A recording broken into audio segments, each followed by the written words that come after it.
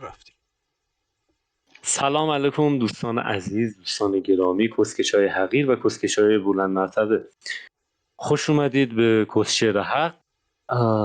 عرضم به حضور درز شما که مسئله امشب که چون ببین مسئله امشب به واسطه اینکه یه مسئله دیگه داشتیم اون مسئله نشد، ما مسئله امشب رو گرفتیم. مسئله‌ای که داشتیم و نشد این بود که قرار بود زندگی دو تا دختر ایرانی و آلمانی رو با هم مقایسه کنیم که چون اون دو نفر این شرایط فعلا نداشتن، یعنی نه اینکه نگیریمش و میگیریمش، ولی فعلا تایمش شروع نشده دیگه، ما هم نخواستیم بدون کانتنت ول کنیم، یک کاری ضبط. خب اومدیم مسئله رو عوض کردیم، گذاشت نه از فیلم بتمن The Killing Joke که البته یعنی اومدیم راجبش صحبت کنیم. دقیقاً الان 5 دقیقه 10 دقیقه بیشتر نشده از تایمی که ما نشستیم فیلم ها با هم دیدیم.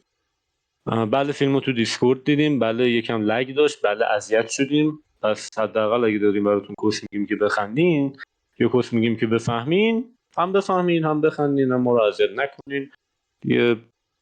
نمیدونم هنوز بچه ها اینو تو چه پلتفرمی میذارن، قطعا تو تلگرام هست، تو اینستاگرام و یوتیوب و این قصه هاش دیگه. کارهای اداریش با مانی کارهای اداریش میکنه، بنده کاری بیکارم. خب دوستان، دو تا مهمون جدید داریم. من و مانی رو که از قبلیه میشه، البته الان که داره یادم میاد قبلیه انقدر مشکل صدایی داشت که ما نفرستادیم. این اولیشه بچه. تو نفرستادی یعنی چی بابا؟ من گفتم بفرست دیگه. ای بابا اونی صدام شبیه ربات توی اشکال نداره، بیکیرو 6 مهم شده بود. نیست مهم نیست. به تخمه آقا. مهمونای جدید داریم، ارشیا و رایمن. ارشیا و رایمن، میخواستم بهش میگم آرتا، نمیدونم چرا. ارشیا و رایمن رو داریم با ما فیلم نگاه کردن. ارشیا یک مختصری از خودت بگو، چند سالته، کجا زندگی میکنی؟ ارشیام، من 17 سالمه و در مشهد زندگی میکنم. بسیار عالی. رایمن بگو. خب سلام دوستان، امیدوارم حالتون خوب بشه. همونطور که حد زدین منم دوست ارشیا هستم و همسنش هستم، تو راهنمای همکلاسی بودیم ولی خب این مهم نیست. منم به همراه دوستان فیلمو دیدم. همه بیننده ها گفتن به تخم. جدی میگم اگه این صحنه هیچ کدوم یه بیننده وجود داشتیش که نگفتش به تخمم تو ذهنش، لطفا به ما دایرکت بده، ما خیلی دوست داریم تو رو بشناسیم. من چجوری چاکر همه اونا هم هستم. چجوری در سایت همچین صحنه ای تو چی نگفتی و گفتی خوب باش. خب بچه به طور کلی از فیلم لذت بردین؟ این اولین سوالیه که میخوام از همه نظرتون. یه بار شروع کنیم. کی اول از کجا شد؟ مانی تو بگو. مانی تو بگو. بله کوتاه بود ولی کوتاه خوب کسکش انیمیشن میخوای چقدر برای تصویر بکشن؟ خسته میشم ما انیماتورا زحمت میکشیم تو نمیدونی چه بلایی سر ما اومده. خب ارشیا تو نظر چی بود؟ خوب بود بد بود؟ حال کردی نکردی؟ واقعا خیلی خوب بود. مثلا اگه در قالب انیمیشن سریالی بود خیلی بهتر میشد. این نظر کلی من، چون من اونجور که مانی گفت کوتاه بود. اینجوری نمیشه، من باید فوش بدم. خب راه من تو بگو. ببین به نظر من برخلاف این دو نفر اندازه فیلم خوب بود دیگه، یه انیمیشن بود دیگه، به اندازه بقیه بتمن ها 1.5 ساعت زمان بدی نبود، ولی کلا دوست داشتم فیلم. خوبه. دم شما خب گرم. بچه همونطور که میبینین فیلم و بچه ها دیدن و پسندیدن. خب حالا میریم به این مبحث که کجای فیلم براتون جذاب بود، چه چیزی توی این انیمیشن دیدین که گفتین ایول چه باحال، هولی شت، پشمام.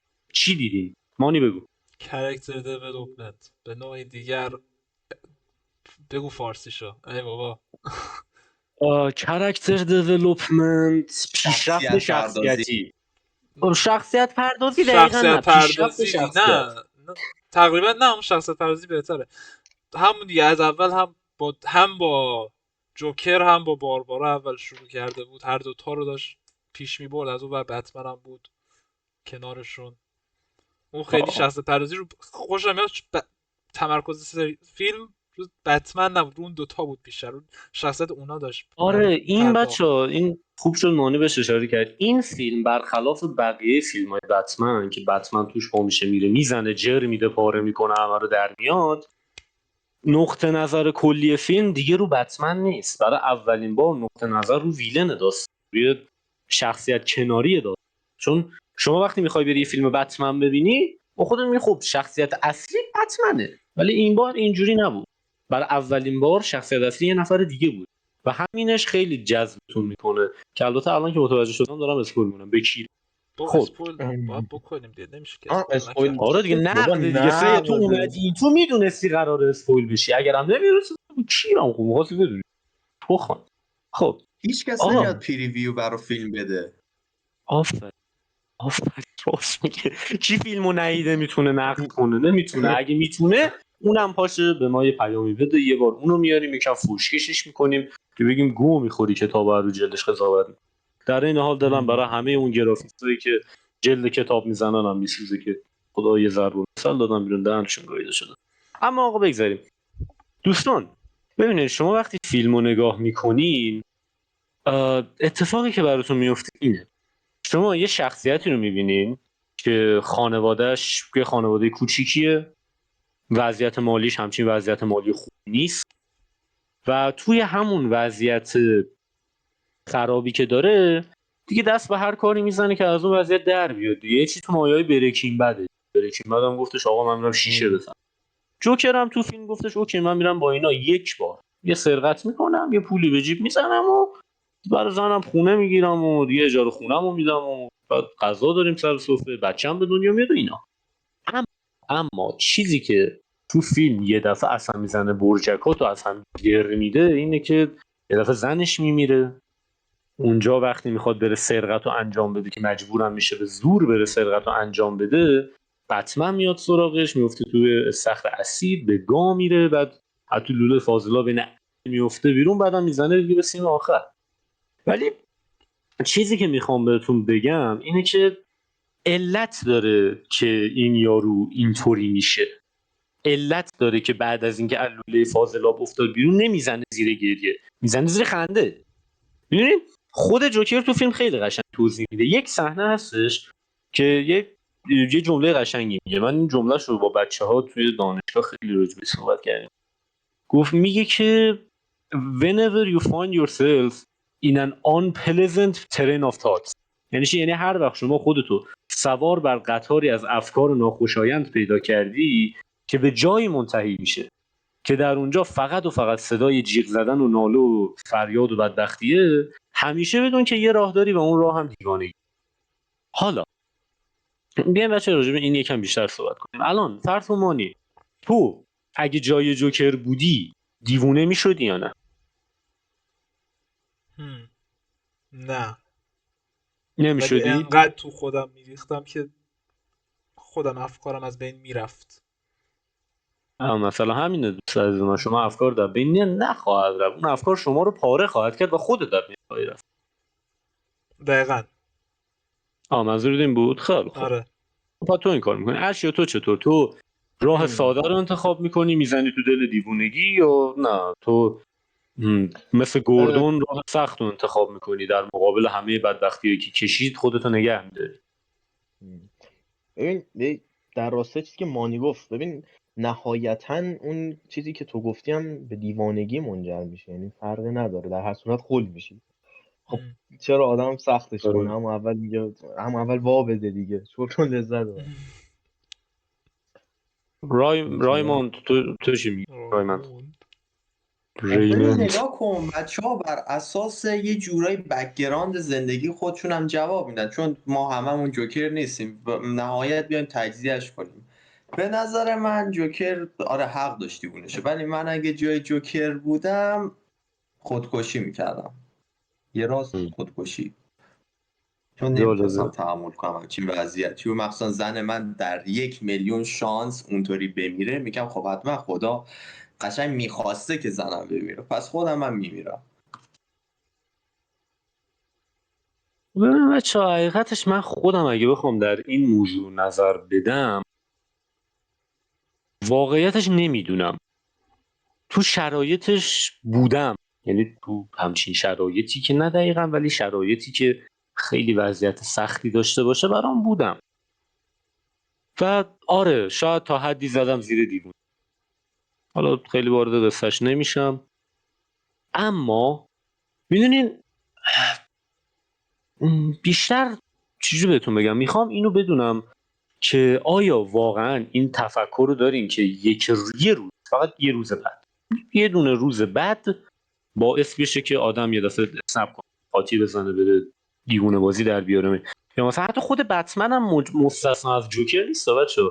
بتمن هم روزی که پدر مادرش از دست داد اون دیوونه شد، چون اگه دیوونه نمیشد قطعا نمیرفت لباس خفاش رو پوشه بزنه خلافکارا رو ناکار کنه.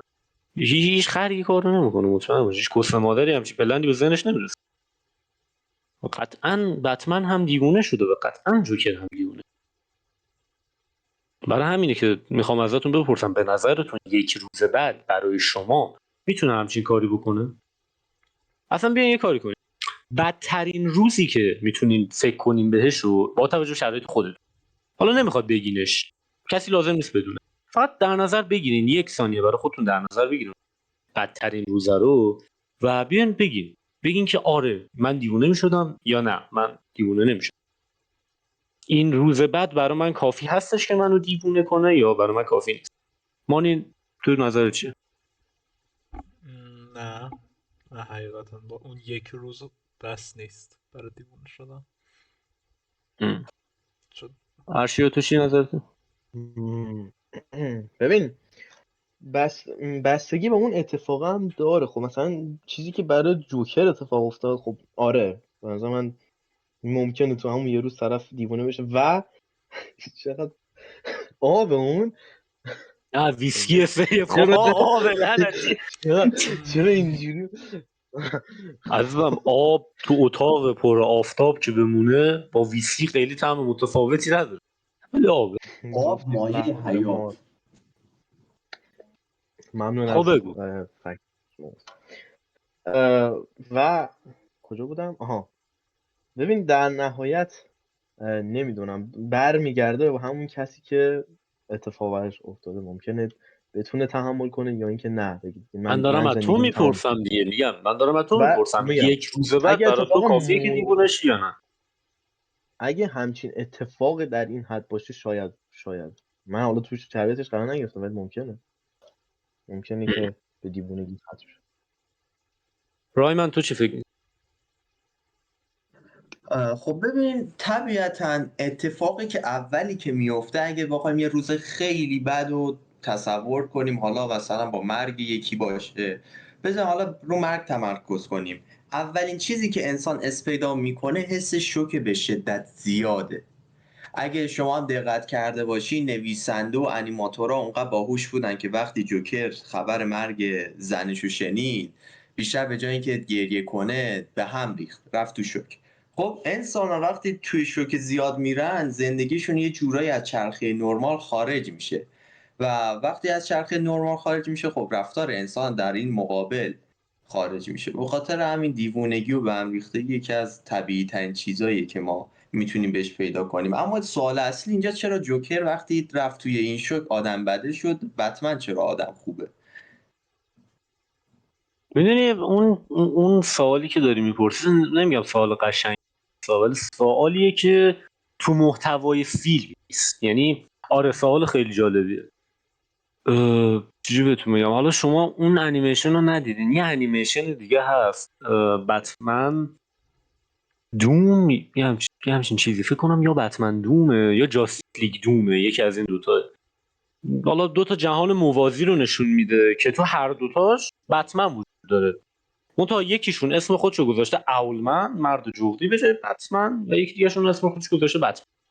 توی این انیمیشن اولمن آدم بده است، اون مرد جغدی آدم بده است تو دنیای خودش و بتمن آدم خوب است.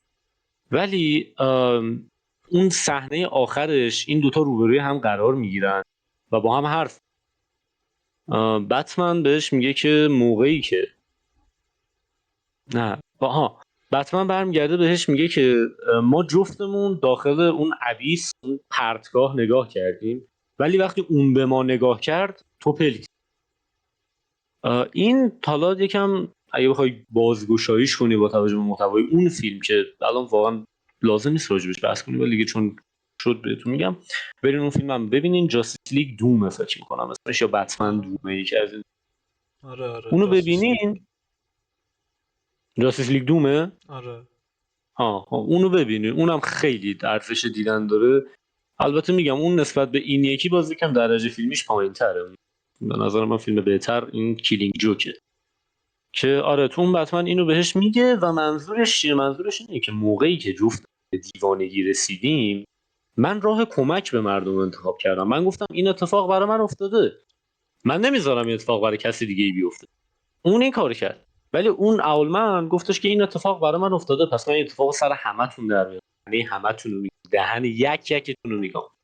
این بعد مثلا وجود سن آخر باید گفت دهن همتون گاییدم با این مثال. ولی خب بیاین از این بحث بگذریم بریم راجع به خود تایتل فیلم.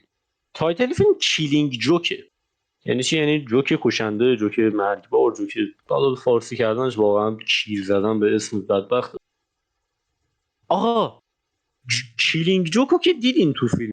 میخوام ببینم متوجه شدین که کدوم جوک کیلینگ جوک بود از بین اون همه جوکی که تو فیلم بود. بستگی داره تعریفت از کیلینگ چی باشه. خب خیلی چیزای مختلف از همون اول همون یاروهایی که کشته بود ولی واقعا اونو نمیشه گفت.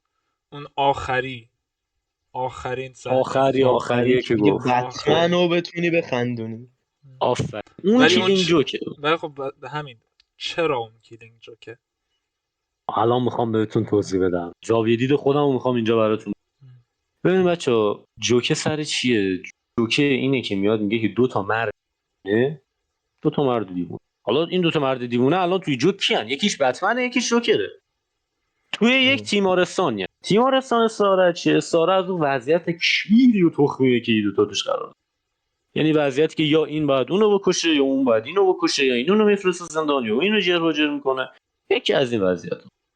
این وضعیت تیمارستانش. بعد اون دوتا یه روز به این نتیجه رسیدن که آقا ما دیگه از این وضعیت خوشمون نمیاد، ما میخوایم از اینجا بزنیم بیرون.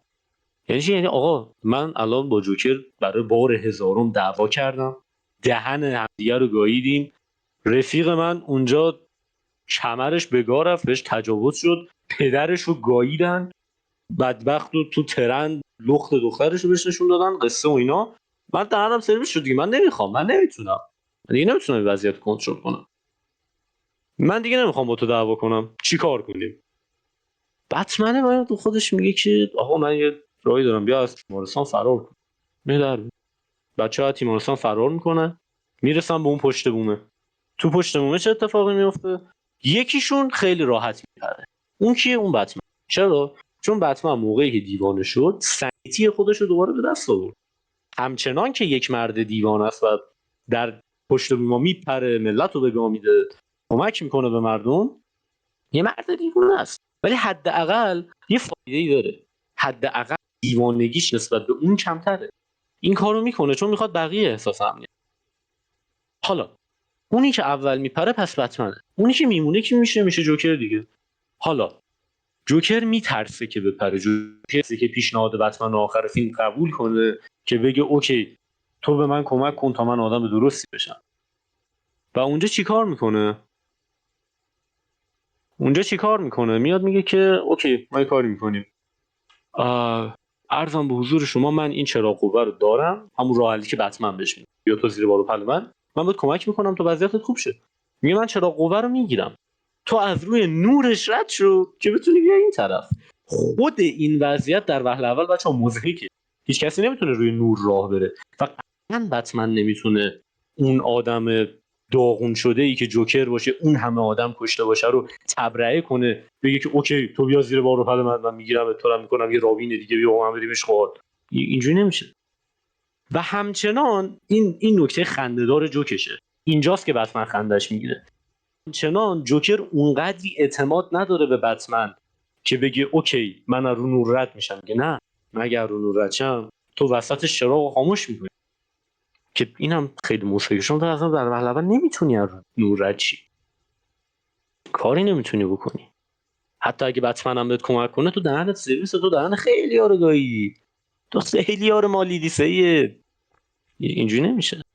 اینی که گفتم برداشت من از اون جوک است که حالا قطعیت نمیدم بچه، نمیگم این نظر واحد، این چیزیه که درسته و فلان و اینا، نه اینو نمیدم، ولی این نظر منه. حالا بگین نظر شما راجع به جوکش. اما قبل از اینکه بگم همین فیلم یه ساعت چیز 9:11 هه 9/11 قبل از اینکه بزن. 9/11 after 9/11 9/11 گایز گوشی به گاراپاس ساعت 9:11 هستش، برعکس میبینیم ولی خب به تخم چیکار کنیم؟ نه 9/11. درست نه درست بود درسته، من برعکس میبینم پس خوب. همینه فیلم یه چیز خوبش همینه، هر برداشت مختلف، دیالوگ های پرمعنا، این خیلی خیلی نکته آره خوبیه که تو این لذت فیلم بخشه، وجود کیف داره. می‌کنی باش. تو هر تو فیلم که بقیه فیلم های بره بتمن ایناها نیست. آره. تو بقیه فیلم های بتمن بزنه بکن جر و جره. این بتمنه که ما دیدیم امشب یکم بیشتر به اون سه تا بتمن نولان میخوره، نه نسبت به بقیه فیلم های بتمن. آره. آره. آره حال. خب تو چی فکر میکنی راجع به جوک؟ ببین این چیزی که تو گفتی هم خیلی جالب بود، یعنی من اصلا اولش فکر نمی‌کردم به همچین چیزی بگی.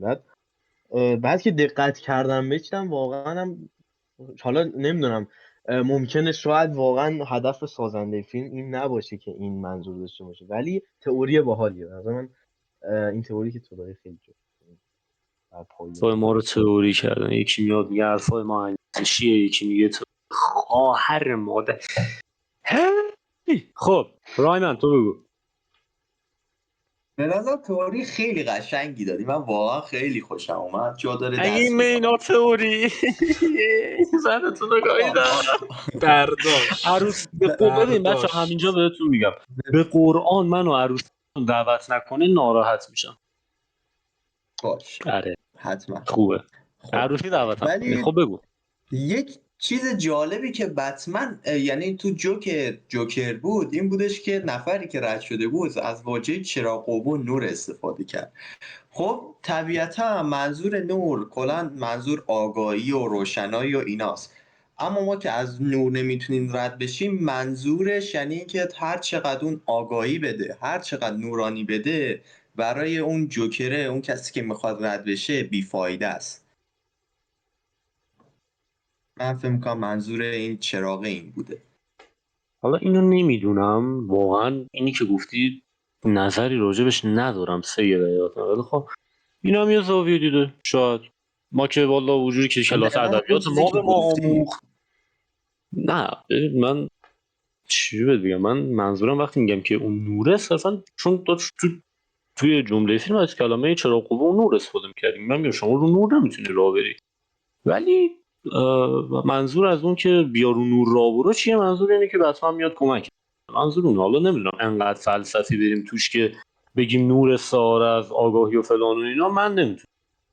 ولی خب زاویه دید جالبیه. ایوالله داری. میتونه امیدم بچه‌ها باشه. میتونه میتونه ایرادم امیدم باشه. باشه. جان بچه ارشیا رو به جرم کش نمکی هست کنید. آقا من اینو بهتون بگم، اگه رفیقای من هستین، اگه رفیقای این سه نفر هستین، اگه رفیقای مانی این رفیقای من این هر خری هستین، اگه میخواین پاشین بیاین اینجا، بدونین که ما با کسنمکا خیلی خوب تا نمی‌کنیم. خودمونم کسنمکی چون آره همینو داشت فشار بخور. خب بگذاریم. خلاصه که همه فیلمو پس دوست داشتین، نظراتشو بررسی کردیم. من دیگه نکته خاصی تو فیلم نمیبینم که بخوایم راجعش با هم صحبت کنیم. کسی چیزی تو فیلم دیده که بخواد راجعش صحبت کنه؟ قصه خاصی بوده که جلبتون کرده باشه؟ من یه چیز جالبی که توی فیلم بود این که کسی داستان بتمن و اینا رو اگه ندونه میتونه بیاد این فیلم ببینه، چون خیلی خوب مثلا یه جوری فیلمو به ما نشون داد که انگار مثلا ما هیچی نمیدونیم از فیلم. مثلا کسی که داستان رو ندونم، درسته خب قبلا داستان رتود و اینا رو توی فیلم دیگه هم نشون داده بود، ولی اومدن دوباره اینا رو نشون دادم و خب آره خیلی اپایه خیلی میگه. آره خوبیش اینه. خیلی آره خیلی اپایه میگه. خدا وکیل. خیلی خوب. مانی تو چیز خاصی تو فیلم داشتی به جز اینایی که گفتی؟ خود فیلم نه، ولی خواستم بگم کوین کانروی و مارک همیل همیشه آره بهترین خدا دروغ رو شکر تاریخ. اینو گفتی. آقا بچه یک چیزی راجع به این بتمنه، این بتمنش هر بتمنی نیست، جوکرش هم هر خودشون جوکر و بتمنش خودشونن. خود مارک همیل در نقش جوکر که اگه انیمیشن بتمن دی انیمیتد سریز سریالش رو دیده باشین عاشقشین، یا اگرم بازی‌های بتمن. بتمنشون آره یا بازی‌های بتمن اون 4 تایی که اومده به جز آره. یکیش که یه آره، دونش یکیش. مال اون شرکت نیست، به جز اوریجینز کیری، اون سه تا دیگه فوق‌العاده است. جوکرش مارک همیله و بتمنش کوین کانرویه که فکر می‌کنم فقید. جفتشون هم الان درگذشت. نه درسته؟ جفتشون نه، فقط کوین فقط کانروی. که کوین درگذشته، مارک آره. هنوز زنده است؟ آره. آه بازم اوکی مارکو داریم ما همین ادامه میدیم. بچه تسلیتی میگیم به همه اونایی که طرفدار کوین روی بودن. این که صدای ما که به گوشت گوساله هم نمیرسه به تخم ما به هر حال میگیم. خب آقا بچه های عزیز، خلاصه فیلمو دیدین، لذت بردین، چه نمره ای از 1 تا 10 بهش میدین؟ 9. 9. تو چی؟ هرشی بودم. میدونم. ببین خیلی، حالا من خودم بخوام بگم شاید 8. ولی 8. چرا IMDb بهش 6.5 داده؟ این ناراحتم. آی ام دی بی چه گوی خورده؟ یه دقیقه نیا آی ام دی بی چند تا رای؟ چند تا رای؟ بذار باید من ببینم. مهم نیست آقا، مردم کسخلن. مردمی که میرن تو ام دی بی رای میدن کسخلن. مردم کشخلن. آره او فیلم این قشنگی مادر قبه این قشنگتر یا تنت کسوشر به قرآن. عجب و 6.5 واقعا خیلی کمه برای این فیلم. البته بچه اینم در نظر بگیرید این انیمیشن شاید مثلا ما به عنوان آقا کسایی که هستیم یه سری ایرادات انیمیشنی تو این فیلم بوده که ما ندیدیم، ولی بقیه مهم نیست. ایرادات انیمیشن آره از فیلم کم نمیکنه. خیلی خوبه. بعد بچه اینم بهتون بگم فیلم کیلینگ جوک در اصل بر اساس یک کمیکه که کمیک و فیلمش خیلی به هم نزدیک. به عنوان کسی که جفتشو دیده خیلی به هم نزدیکن. برین بخونین کمیکشو، به نظر من بخونین، فیلمش هم ببینین، کلا خیلی جوابه. آرت ورک کمیکش خیلی خوبه اگه اهل هنر و دل هستین. و دیگه که رایمن تو چه نمره‌ای به فیلم؟ طوری یادمون رفت بچه ساکت و گوشه میشین چی؟ اشکال نداره.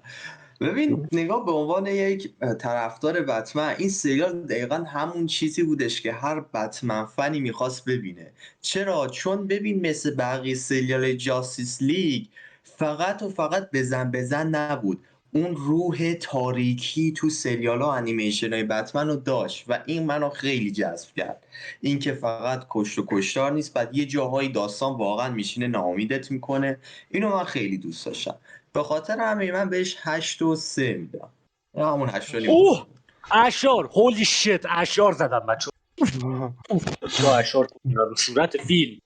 بابا به نازم اشار میکوبیم. حالا که اشار کوبیدی منم به فیلم 9.6 میدم، ولی شما تو ذهنتون برعکسش کنید 69 بشه بریم لذت. بچه خوب شد نمره فیلم 6.5. اکانت آی ام دی بی زدن کار سختی. برین اکانت آی ام دی بی بزنید، به فیلم نمره بدین، نمرهش رو برسونین به 6.19. یعنی چی؟ یعنی 69 که نایس بشه و نویس بشه و لذت. خب دوستان عزیز امشب بحث رو میبندیم سر این فیلم. همه دارن از این 4 نفر کسخلی که ما باشیم لذت بردیم. این نکته جالبی هم من میگم رایمند اشاره کرد که چی شد؟ چی گفتی که این دپرشنش تو رو گرفت، همچین چیزی گفتی، ناامیدیش آره گفتی گرفت، درسته؟ تو هر سریال بتمن تقریبا یه تیکه ای از قسمت ها تو رو قشنگ ناامیدت میکنه. منظور این چیزی که میخوام بگم بچه ها ببینید خیلی خونپارگیه برای یک کارگردان فیلم که فیلم رو جوری درست کنه که تو وقتی با 4 تا رفیق کسخلت نشستی داری فیلم نگاه میکنی دپرشن. این خیلیه، هر کسی این کارو نمیکنه. این خیلیه. چون مثلا ببینیم من تجربهش رو داشتم، اونایی که با من هم دانشگاهیان میدونم، من فیلم اولدبوی رو با رفیقام تو دانشگاه دیدم و یه خانومی اونجا بود که نام نمیبرم، نام نمیبرم، نمیگم، ما نه. بهش میگیم بزرگه. ایشون انقدر سوال پرسید، انقدر کس و چرت گفت، انقدر دهن ما رو گایید که ما هیچی از فیلم نفهمیدیم. یعنی فیلم رو فهمیدم، گرفتم اوکی یه یاروی رفته زده خواهر فلانی رو به اشتباه گاییده و فلان و این قصه. فیلم اولدبوی هم بچه حواستون باشه که اسپویل نشین. اینجا به کیرم دیگه، میتونی این قسمت رو اولش بذاری به کیرم، اولش هم نذار، میخوام همینجا اسپویل بشن کیر بشن، یاد بگیرن که کسخلن میان به ما گوش میدن. ولی اگه داری بهمون گوش میدی حتما اگه تو یوتیوب گذاشتن سابسکرایب کن، اگه تو کانال تلگرام گذاشتن اونجا سابسکرایب کن، ما رو سابسکرایب کن دیگه. خایه های ما رو بخور، ما هم گناه داریم، ما هم آدمی، میام خایه های کوروش رو یا او اما آدم دیگه رو خوردیم، ما گناه داریم. کن دیگه ما این کارا رو بگذاریم. آره ما خلاصه فیلم اولدبوی اونجا دیدیم، دهنمون سرویس شد، هیچ ایده ای نداشتیم ته فیلم که خب الان من چه حسی هست. الان خانومی که نام نمیبرم شما انقدر سوال پرسید، گفتی اینا چرا همه کره ان، همه شبیه همن، گفتی چرا اینجا این به اون دست زد، آی این چی بود، این چی شد، این چرا انقدر کردی که ما رو گاییدی. خدا ازت، من ازت گذشتم ولی خدا ازت. خب دیگه بچه من جدا کانتنت دیگه ندارم وارد این ویدیو میکنم، از یک چند قبل میتونید قطعش کرده باشی. بریم که کار جمع کرده باشیم. این نه، بسیار زیبا. دست به افتخار خودتون بزنید بزن. یک هفتسی هم به افتخار نه گفتم نه. بی ادب افتخار داشتی بچیه، بو. نه افتخار باربارا. بابا زدن گاییدنش دیگه. سه تو چرا این همه آدم تو فیلم بود؟ به قرآن مجید تو 6 لژنده دیدی تو این فیلم، به یاد یکی از اونها بزن، بارداراش کن لاشی. نه اگه من توی اینترنت در موردش